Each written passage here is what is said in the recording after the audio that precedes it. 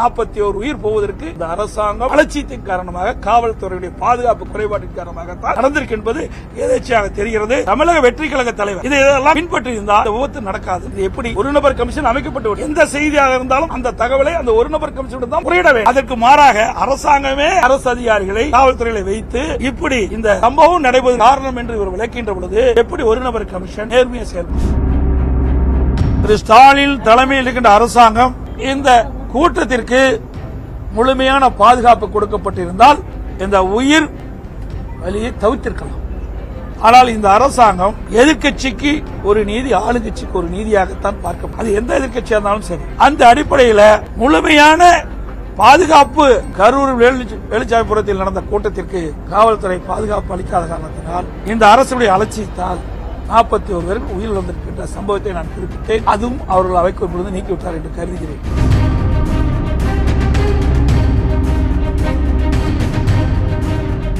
தலைமைச் செயலகத்தில் 3 துறை செயலாளர், பொறுப்பு டிஜிபி, சட்ட ஒழுங்கு ஏடிஜிபி, இவர்கள் ஒரு குழுவாக இருந்து பேட்டி கொடுக்கிறாங்க. என்ன அரசாங்கம் எதுக்கு பேட்டி கொடுக்க நியமிச்சிருக்காங்க? அரசு போட்ட திட்டங்களை மக்களுக்கு எடுத்து சொல்வதற்கு தான் நியமிக்கும். ஆனா தமிழக வெற்றி கழக தலைவர் இதெல்லாம் பின்பற்றி இருந்தால் இந்த விபத்து நடக்காது. இது எப்படி ஒரு நபர் கமிஷன் அமைக்கப்பட்டு எந்த செய்தியாக இருந்தாலும் அந்த தகவலை அந்த ஒரு நபர் கமிஷன் தான் முறையிட வேண்டும். அதற்கு மாறாக அரசாங்கமே அரசு அதிகாரிகளை காவல்துறையில வைத்து இப்படி இந்த சம்பவம் நடைபெறும் காரணம் என்று இவர் விளக்கின்ற பொழுது எப்படி ஒரு நபர் கமிஷன் நேர்மையை செயல்படும்? அரசனுடைய கருத்துப்படி அரசாங்கம் தான் ஒரு நபர் கமிஷன் நியமிக்கிறது. அப்படி இந்த கருத்தின் அடிப்படையில் ஒரு நபர் கமிஷன் அறிக்கை தாக்கல் செய்வாங்க. அதோட ஒரு ஏடிஜிபி ஒரு கருத்து சொல்றாரு. அதுக்கு கீழே ஏடிஎஸ்பி தான் ஏடிஜிபி ஒரு கருத்து சொல்றாரு. அங்க கரூர்ல ஏடிஎஸ்பி தான் விசாரணை, அவருக்கு கீழே இருக்காரு. அவர் எப்படி ஏடிஜிபிக்கு எதிராக அவர் எப்படி அங்க போய் அந்த விசாரணை நேர்மையா செய்ய முடியும்? இதெல்லாம் பெரிய சந்தேகம் இருக்கு. எவ்வளவு பதற்றீங்க?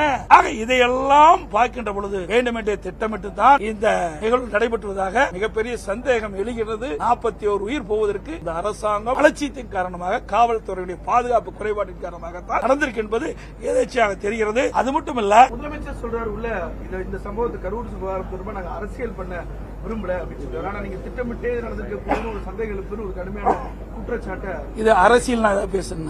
நடைபெற்ற சம்பவம் முதலமைச்சர் சொல்றார், தமிழக உறவுன்னு சொல்றார். என்ன அந்த உணர்வோடு தான் நானும் பேசுறேன். அவர் சொல்லும் போது முதலமைச்சர் ஒரு கருத்து சொல்றார். இந்த சம்பவத்தில் உயிரிழந்தவர்கள் எந்த கட்சியை சார்ந்தவர்களாக, என்னை பொறுத்தவரை அவர்கள் நம்முடைய தமிழ்.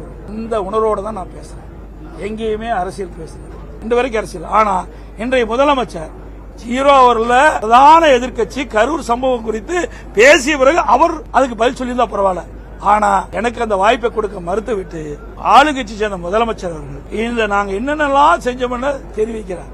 ஏன் இந்த பயம், ஏன் இந்த பதட்டம்? அப்ப இது ஏதோ ஒரு உள்நோக்கம் இருப்பதாக கருதப்படுகிறது, சந்தேகம் ஏற்படுகிறது. ஏன்னா ஒவ்வொரு முறையும் பிரதான எதிர்க்கட்சி, இன்னைக்கு தொடர்ந்து பாருங்க, எந்த ஆட்சியா இருந்தாலும் பிரதான எதிர்க்கட்சி அந்த நடந்த சம்பவம் குறித்து அரசுடைய கவனத்துக்கு கொண்டார், அரசு அதுக்கு பதிலளிக்கும். ஆனா இன்னைக்கு பிரதான எதிர்க்கட்சி கரூர் சம்பவம் குறித்து 56 விதியின் கீழ் பொது முக்கியம் வாய்ந்த நிகழ்வு குறித்து பிற அலுவலை ஒத்தி வைத்து விவாதிக்க வேண்டும் என்று கேட்கின்ற பொழுது அதுக்கு மாறாக ஆளுங்கட்சி முதல்வர்கள் என்னென்ன செய்து கொடுத்தா, ஆக இதில் ஏதோ இருப்பதாகத்தான் சந்தேகம் இருக்கின்றது. கரூர் சம்பவம் நடைபெற்ற நிகழ்வு குறித்து பிரதான எதிர்க்கட்சி என்ற முறையில் எங்களுடைய கருத்துக்கள் தெரிவித்த பிறகு முதலமைச்சர் பதிலளிப்பதுதான் பொருத்தமாக இருக்கும் என்று நான் குறிப்பிட்டேன். சட்டப்பேரவைத் தலைவர்கள் விதி எண் 56 கீழ் பேசுவதற்கு வாய்ப்பு கொடுக்கிறேன் என்று சொல்லிவிட்டு உடனே முதலமைச்சர் அவர்களை அழைத்து நீங்கள் அரசனுடைய கருத்தை குறிப்பிடலாம் என்று அவருக்கு அனுமதி கொடுத்தார். இது முக்கிய பிரச்சனை என்ற காரணத்தினால் இன்றைக்கு 41 பேர் உயிரிழந்து மிக துயரமான சம்பவம் என்ற காரணத்தினால் நாங்கள் அமைதி காத்து சட்டப்பேரவை தலைவர் சொன்னதற்கு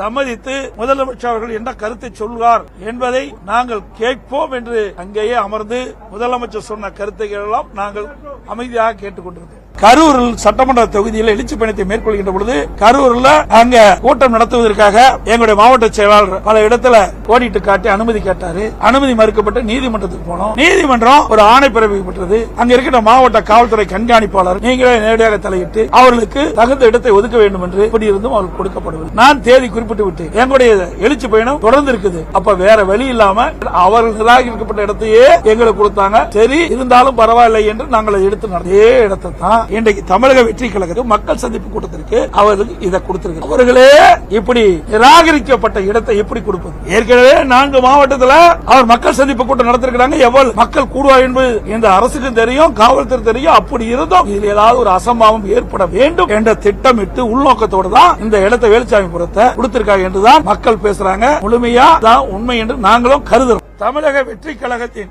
தலைவர் 4 மாவட்டத்தில் மக்கள் சந்திப்பு கூட்டத்தை நடத்தியிருக்கார். திருச்சி, அரியலூர், நாகப்பட்டினம், அதுபடுத்து திருவாரூர், அதுக்கு பிறகு நாமக்கல், கரூருக்கு வந்தார். ஏற்கனவே 4 கூட்டத்தில் எவ்வளவு மக்கள் அந்த நிகழ்ச்சியில் பங்கு பெறுவார் என்று காவல்துறைக்கு தெரியும், உளவுத்துறைக்கு தெரியும், அரசுக்கும் தெரியும். அதற்கு ஏற்றவாறு இடத்தை ஒதுக்கி இருக்க வேண்டும். அவர் கேட்ட இடத்தை ஒதுக்கல. அதோடு எவ்வளவு மக்கள் வருகின்றார்களோ அதற்கு ஏற்றவாறு காவலர்கள் பாதுகாப்பு பணியில் ஈடுபட்டிருந்தால் உயிர் சேதத்தை தடுத்திருக்கலாம். அதுவும் செய்ய அரசு தவறிவிட்டது. காவல்துறை அதிகாரிகள் ஒரு பேட்டியில் குறிப்பிட்ட பொழுது தமிழக வெற்றி கழகம் கரூர்ல மக்கள் சந்திப்பு கூட்டத்தில் 500 காவலர்கள் பாதுகாப்பு பணியில் ஈடுபட்டு, அப்படி தொலைக்காட்சியில் நான் பார்த்தேன், ஊடகத்தில் பார்த்தேன். ஆனா அப்படி 500 பேர் அந்த மக்கள் சந்திப்பு கூட்டத்தில் காவலர் இருந்தால் என்றால் இல்லை என்பதுதான் தெளிவா தெரியுது. திரு ஸ்டாலின் தலைமையில் இருக்கின்ற அரசாங்கம் இந்த கூட்டத்திற்கு முழுமையான பாதுகாப்பு கொடுக்கப்பட்டிருந்தால் இந்த உயிர் வலியை தவிர்த்திருக்கலாம். ஆனால் இந்த அரசாங்கம் எதிர்க்கட்சிக்கு ஒரு நீதி, ஆளுங்கட்சிக்கு ஒரு நீதியாகத்தான் பார்க்க, அது எந்த எதிர்க்கட்சியா இருந்தாலும் சரி. அந்த அடிப்படையில் முழுமையான பாதுகாப்பு கரூர் வேலுச்சாமிபுரத்தில் நடந்த கூட்டத்திற்கு காவல்துறை பாதுகாப்பு அளிக்காத காரணத்தினால் இந்த அரசுடைய அலட்சியத்தால் 41 பேர் உயிரிழந்திருக்கின்ற சம்பவத்தை நான் குறிப்பிட்டேன். அதுவும் அவர்கள் அவைக்கு இப்பொழுது நீக்கிவிட்டார் என்று கருதுகிறேன். இதெல்லாம் நடந்த சம்பவம் தான், புதுசா நான் எதுவுமே சொல்லல. ஒரு நபர் கமிஷன் அமைக்கப்பட்டாங்க. அதோட கரூர் நடந்த சம்பவம் குறித்து விசாரணை மேற்கொள்வதற்காக அங்க இருக்கின்ற ஏடிசிபி ஒருத்தர் நியமிக்க, இப்படி 2 பேரும் பணி துவக்கிட்டாங்க. அப்படி ஒரு நபர் கமிஷன் அமைக்கப்பட்ட உடனே அவருக்கு தேவையான உதவியாளர் நியமிக்கல, அலுவலர் நியமிக்கல, அங்க இருக்கிற கம்ப்யூட்டர் மத்த போக்கு வசதி எல்லாம் செய்து கொடுக்கணும், உட்கட்டமைப்பு வசதி செய்து எதுவுமே செய்யல. உடனே ஒரு நபர் கமிஷன் ஆணையத்தில் இருக்கின்றவர் உடனே மதியம் 1 மணிக்கு போனான்னு அரசு சொல்லுது. 1 மணிக்கு போய் அங்கு பாதிக்கப்பட்டவர் பாக்குறாங்க. அப்ப பாதிக்கப்படுகின்ற பொழுது அவரிடத்தில் விவரத்தை கேட்கறாங்க. அந்த விவரத்தை யார் பதிவு, உதவியாளரே இல்ல, பதிவு செய்வதற்கு நேர்முக உதவியாளரும் இல்ல. ஆக இதையெல்லாம் ஒரு டிராமாவாக, ஒரு நாடகமாக இந்த அரசாங்கம் அரங்கேற்று உண்மை சம்பவத்தை மறைப்பதற்காக இந்த அரசு நாடகம் தான் என்பது வெட்ட வெளிச்சமாகுது.